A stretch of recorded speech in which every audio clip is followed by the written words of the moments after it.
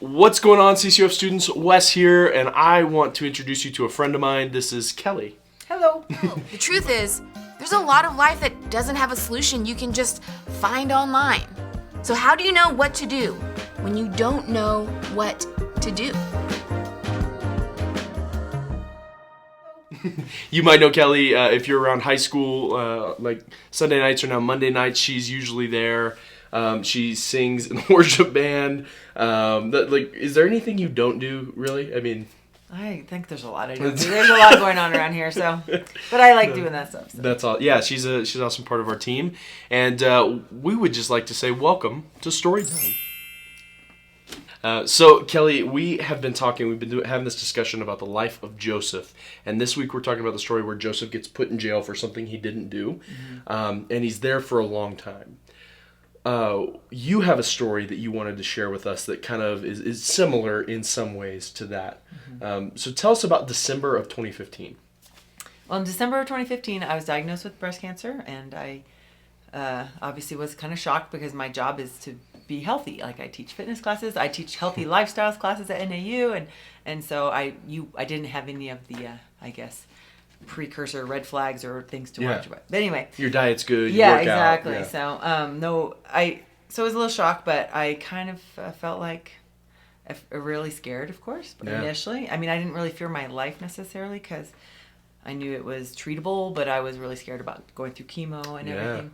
And honestly, because I was really scared to lose my hair, because I just had my hair done. Like, it was just done, and then I had to fall out. It was awful. And it looks great, you know. Yeah. Absolutely. So then I had to start chemo within a week of having that diagnosis, and within 2 weeks of starting that first chemo, my hair did start falling out, and it was really hard to have that happen. I just see hair everywhere, and eventually Christy Reed, yeah, she shaved my head, and that was, I guess, the first of the blessings, because she just she didn't charge me to shave my head, thankfully, but she was there to support me, and I had some other friends who'd been through cancer prior to who came to kind of give me that moral support to shave my head, because that was hard. And my family was there. So then I did chemo for 6 rounds of chemo for 18 weeks. 6 rounds, yeah, 18 weeks. It's about 3 months worth of chemo, and then radiation. Well, actually, then surgery. I went down to Phoenix, had surgery, and then had radiation for about 5 weeks.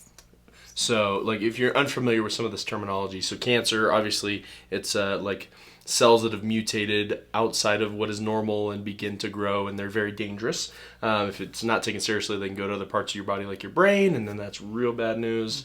So chemo is actually where we inject chemicals that kill the bad cells, but it also kills good cells as well. And some of the side effects can be getting really sick and your hair falling out, like Kelly talked about, and then surgery, and then radiation, which also tries to treat with energy waves that condition. Yeah. I felt nauseous and sick, and I lost I didn't even like water. Even water tasted disgusting. So that was not fun. And then it was over spring break, and I say everyone's going to do all these fun things for spring break, and I'm just sitting there laying on the couch, feeling no good. So exactly. So obviously, really difficult time, both physically, because you're super sick and you're not feeling well, but emotionally and spiritually as well, right?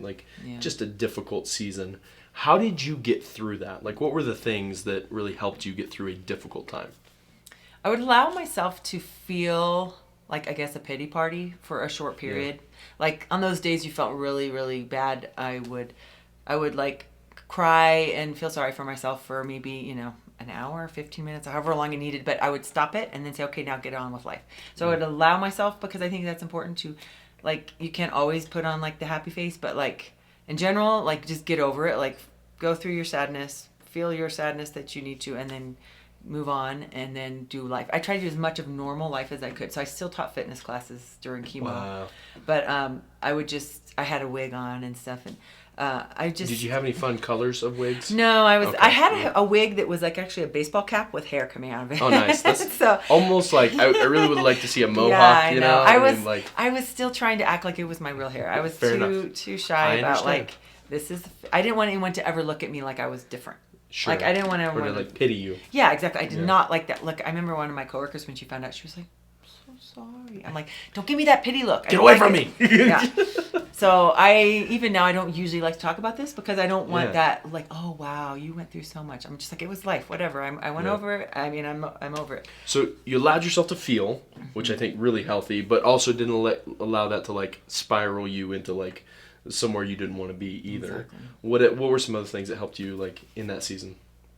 I journaled. I still have the journal, and I think that I would write it all out. I took pictures. I kept a journal, and then I can look back on it now because at the time, or now I kind of forget how hard it was, you know, because now I can just kind of forget about it. But yeah, I journaled. That helped me to get those feelings out when I did need to feel sad. I also relied on the help of others, which was super hard for me. I tend to be the one who wanted to give to others, and it was really hard to take. And so I allowed myself to take, and it was with so much like almost challenge and guilt initially, but I accepted meals from people, which was so helpful. Financial help from both my life group at church as well as my work at the Flagstaff Athletic Club. They donated gift cards to me and stuff, and money to help with things because I was obviously you can't work quite as much, and you have medical bills and stuff. And I also just allowed people to clean my house, to come in. It's like they paid for someone to come clean my house. And it was the hardest thing to just allow all these people to help me. But I will say it was needed. Like I needed that help. And then someone told me once, like, don't take away their gift to you to help. Because don't steal their gift. Yeah, like don't say, no, I don't need your help, I don't need your help. Because like I know myself, like if someone else had this, I would want to help them.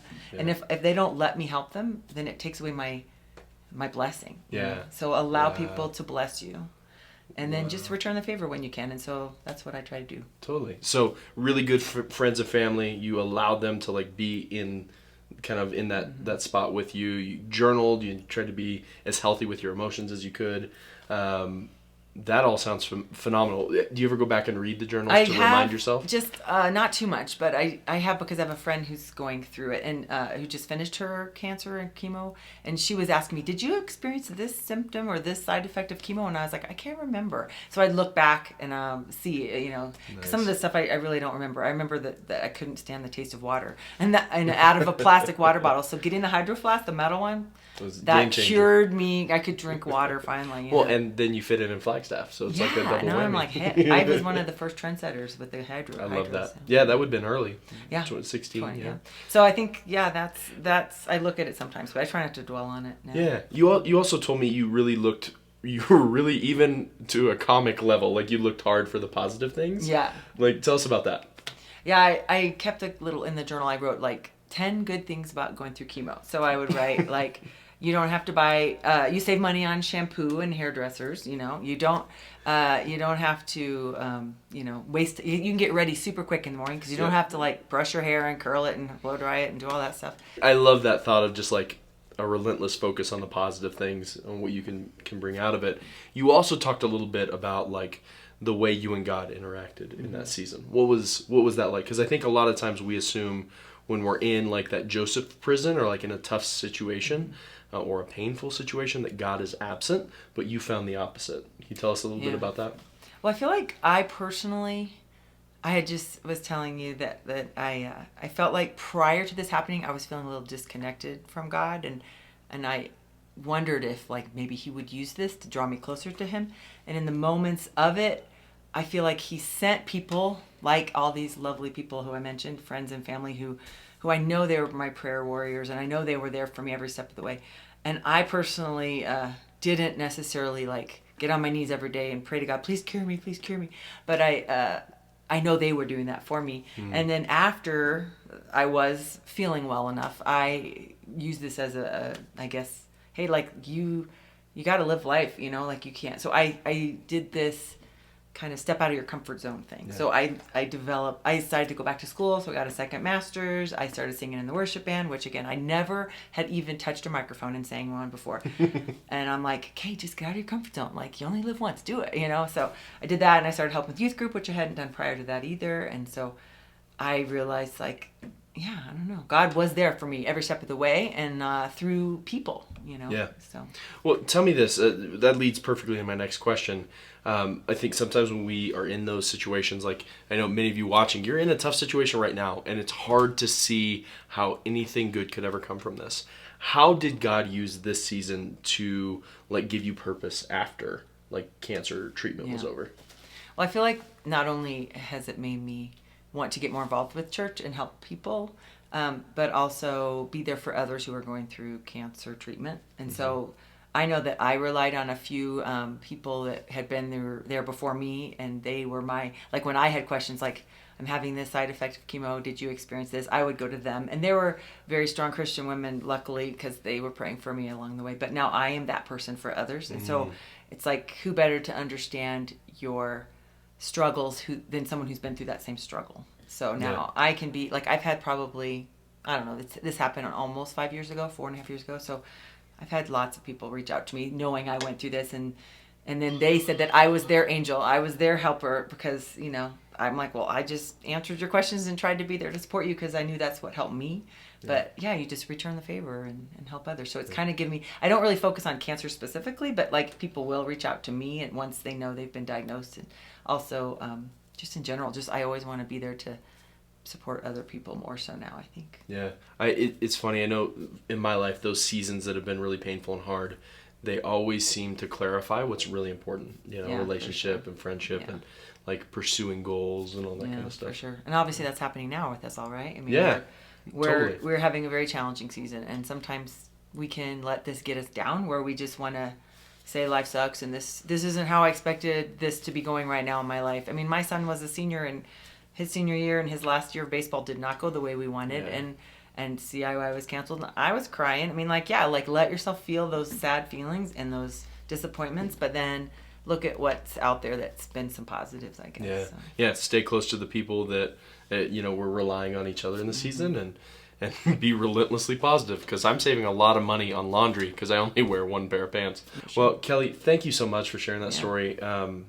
Absolutely love that you're willing to help us look towards the future in our painful situation and look towards a day when God uses it for good. No worries. Thank you so much for having me. Yeah, you're welcome.